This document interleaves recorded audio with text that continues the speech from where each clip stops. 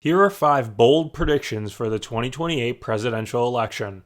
We're taking a break from the standard news cycle today. Welcome back to Stickman Talks, everyone, or if you're new here, then welcome. Hope you decide to stick around. No pun intended. Today I wanted to have some fun, this time regarding the 2028 election. If you've been subscribed to this channel for a bit, you may remember that I did a video a few months ago where I made 5 bold predictions for the rest of the Trump presidency. If you happen to watch that video, you'd know that those predictions were bold. Some were crazier than others for sure, but all of them were a little bit outlandish in one way or another. That's the goal here today, and I want everyone to know that so I don't get comments about how this isn't realistic at all. Spoiler alert, that's not really the goal. Bold is in the title for a reason. Granted, I do think a few of these are a bit more realistic than others, but like we did in the last video, we're going to get hyper specific here. If that upsets you, then I don't know, touch some grass, man. Honestly, the 2028 election is just over 3 years away. That's a lot of time for the political landscape to change dramatically. Before we get into it, be sure to leave a like if you want to see more videos like this one, and feel free to subscribe so you don't miss out on any future content. Without further ado, let's begin with prediction number 1. J.D. Vance isn't the Republican nominee. I'll be honest, I don't know just how spicy this one is, so I'll leave it up to you in the comments to decide. In my opinion, everything seems to be shaping up for J.D. Vance to be the future of the Republican Party and Trump's heir to the throne, so to speak. After all, he's only 41 years old and is already the Vice President of the United States. He's the youngest Vice President since Richard Nixon served as Dwight Eisenhower's VP from 1953 to 1961. Taking it even further though, Vance is the 3rd youngest Vice President in the history of the United States. But of course, that's not the only reason Vance seems to be a 2028 Republican frontrunner. According to 2028 GOP primary polling averages, Vance currently leads all other possible candidates by an absurd 40% margin, with Donald Trump Jr. sitting at a mere 11.1% of support compared to Vance's 49.1%. So it's clear there's just a massive gap here between Vance and just about everyone else. So here's where my prediction comes in. J.D. Vance will not be the Republican nominee in the 2028 election. Let's get into the scenario. By 2026, Vance, now a seasoned vice president, continues to appear as the frontrunner for the 2028 nomination. His populist rhetoric, rooted in hillbilly elegies, cultural appeal, and his Senate record energizes the GOP base. However, his tenure as VP under a second Trump administration becomes a double-edged sword. Vance's close alignment with Trump's polarizing policies, specifically controversial tariffs and immigration crackdowns, alienates moderate Republicans and suburban voters who blame the administration for economic turbulence, including rising consumer prices linked to trade disputes. Meanwhile, his combative posts on X, while rallying hardline supporters, strike others as divisive, limiting his crossover appeal. A 2027 Gallup poll shows his approval rating among independents dipping to 38%, a red flag for party strategists. The decisive blow comes during the 2028 primaries, when dark horse Nikki Haley, revitalized as a private sector leader after her 2024 run, surges forward. Haley capitalizes on fatigue with Trump-era chaos, pitching a forward-looking conservatism that blends fiscal discipline, pro-business policies, and a hawkish foreign policy. Her polished media presence and appeal to college-educated voters contrast sharply with Vance's raw populism. In Iowa, Haley's ground game delivers a stunning upset, with her securing 42% of the primary vote to Vance's 39%. New Hampshire's moderate voters amplify her momentum, giving her a 15-point win in the state. By Super Tuesday, Haley's coalition of moderates, evangelicals wary of Vance's abrasive style, and donors eager for electability comes together, while Vance's base splinters as Ron DeSantis siphons off some MAGA voters with a late entry. Vance's campaign falters even further when leaked 2027 emails surface, revealing his private doubts about Trump's policy, alienating loyalists who view it as betrayal. By April 2028, Haley clinches the nomination with 1,450 delegates to Vance's 920, promising to unify the party while pivoting to general election themes like economic stability and national security. Vance, gracious in defeat, pledges support but declines a VP slot, opting to potentially focus on a 2030 Senate bid. This outcome, driven by GOP voters' hunger for a fresh face and broader appeal, marks a pivot from MAGA dominance and sets up a heated general election. But who might Haley be facing off against? Let's move to our second prediction. The Democratic candidate comes out of nowhere. To be clear, I'm not saying that this prediction and my last one are connected. In fact, all of these are actually meant to be independent from one another. I just thought that was a good segue. Anyways, the Democratic Party is not in a good place right now. After Joe Biden stepped down from pursuing re-election, they ran Kamala Harris in his place. We all know what the result in 2024 was, and not long after that, many Democrats already began firing up their 2028 2028 campaigns. If we look at current polling numbers for the 2028 Democratic primaries, some familiar names jump out. Kamala Harris, who recently announced she wouldn't be running for California governor in 2026, tops the list. Pete Buttigieg follows close behind. Gavin Newsom and Alexandria Ocasio-Cortez round out the top 4, with other names like Tim Walz, Cory Booker, and Josh Shapiro all seeing above 4% support. My prediction is that the Democratic candidate in 2028 will be none of these people. In fact, it won't even be someone like Gretchen Whitmer or J.B. Pritzker. I believe the 2028 Democratic candidate will see a meteoric rise to the top, similar to the way Barack Obama flew up the polls to eventually secure the 2008 Democratic nomination. So who might that be? I've got 4 words for you: Kentucky Governor Andy Beshear. You may be thinking Beshear is pretty well known, so how would he be coming out of nowhere? Well, he currently has a 1.7% national polling average, which tells us that he isn't a very well-known name across the country. Here's where the scenario comes in. It's 2027 and the Democratic primary is shaping up to be a slugfest. Heavy hitters like Gavin Newsom, Kamala Harris, and Pete Buttigieg are soaking up the spotlight, each trying to outdo the others, but Beshear, fresh off his second term as Kentucky's governor, starts quietly building a national profile. His secret weapon is a proven track record of winning in a deep red state. Trump carried Kentucky by 30 points in 2024, yet Beshear won re-election in 2023 by 5 points, which is a landslide by Kentucky standards. His folksy charm, Christian faith, and focus on kitchen table issues like jobs and healthcare resonate with voters who are sick of DC drama, much like Obama's 2008 Hope campaign. A viral moment at the 2026 Democratic Governors Association meeting, where Beshear, as chair, delivers a speech quoting scripture to defend his pro-choice and pro-LGBTQ+ stances, explodes on social media. Hashtag Beshear2028 starts trending. All of a sudden, he becomes a national star. The primaries kick off and Beshear's campaign catches fire. In Iowa, his underdog status delivers a shock. He edges out Newsom 42% to 40%, with Harris trailing both. Like Obama's Iowa stunner, this win flips the script, painting Beshear as an electable everyman. New Hampshire's independents, drawn to his moderate tone and ability to win over GOP voters, give him a 15-point victory over the rest of the field. As the primaries continue on, Beshear leans hard into his red state cred, hammering common sense policies like tax cuts for working families and infrastructure investment, which play well in South Carolina, where he crushes it with 48% of the vote. By Super Tuesday, endorsements from labor unions, rural Democrats, and even Obama himself propel Beshear to 1,800 delegates, locking in the nomination. Newsom and Harris concede and endorse Beshear. By the end of it, Beshear's rise mirrors Obama's 2008 campaign, but with a southern twist. His ability to win over moderates and independents in a red state, paired with unapologetic progressive stances, bridges the party's urban-rural divide. Ultimately, he goes from polling nationally at under 2% in 2025 to the Democratic Party's nominee in 2028. With those 2 predictions about candidates out of the way, let's now get into some more hyper-specific scenarios. AI-driven misinformation shapes the narrative. Let's just jump right into this one. We've all seen how AI has advanced in the past few years, especially things like generative AI with Google's Veo 3. The fact that AI can now generate audio to go along with videos is terrifying, and let's say for this scenario that this AI technology falls into the wrong hands and plays a key role in the 2028 election. Picture this, it's January 2028 and Kamala Harris is dominating the Democratic primary, polling at 48% in Iowa with her polished future-forward campaign of economic equity and climate action. Heavyweights like Josh Shapiro and Pete Buttigieg trail behind, struggling to match her name recognition. But in early February, a week before the Iowa primaries, a deepfake video explodes on social media. The clip, styled as a 2017 CNN interview from her Senate days, shows Harris saying, quote, "Working-class voters don't get my vision. They're stuck in the past." The AI-generated video is scarily convincing. Her voice, gestures, and even the retro studio lighting are perfect. Originally posted by a shady account by the name of Truthseeker USA, it sparks hashtag Harris hates workers to trend, tanking her approval among blue-collar Democrats by 18 points in a Gallup poll. Harris's team debunks the video within days, with tech experts proving it's a fake, but the damage is already done. Rural and union voters in Iowa and New Hampshire, already skeptical of her coastal elite image, turn away. Josh Shapiro, Pennsylvania's governor, pounces with ads highlighting his Scranton roots and small-town charm, winning Iowa with 45% of the vote to Harris's 33%. In New Hampshire, his 12-point victory over Buttigieg seals his surge. By Super Tuesday, Harris's campaign stalls, and she takes California but loses key Midwestern states. The deepfake, never fully traced, reshapes the race entirely, eventually prompting a rushed AI Truth Act in Congress. And this is just one scenario where AI could shape this upcoming election. It's a scary thought, especially considering the tech is only going to get better and better. With that in mind though, let's move to my 4th prediction. Social media ads far exceed TV ads in campaign spending. It's no secret that social media has exploded as a way for candidates to raise awareness about their platforms, but could we see, for the first time ever, social media ad spending fully outpace TV ads in 2028? I think it's possible. Let's jump into the scenario. It's 2027 and the presidential primaries are electric. On the Democratic side, Josh Shapiro is slugging it out with Pete Buttigieg, while J.D. Vance, fresh off his VP stint under Trump, is the GOP frontrunner. But the ad game has really shifted. A 2026 eMarketer report shows digital ad spending hitting $270 billion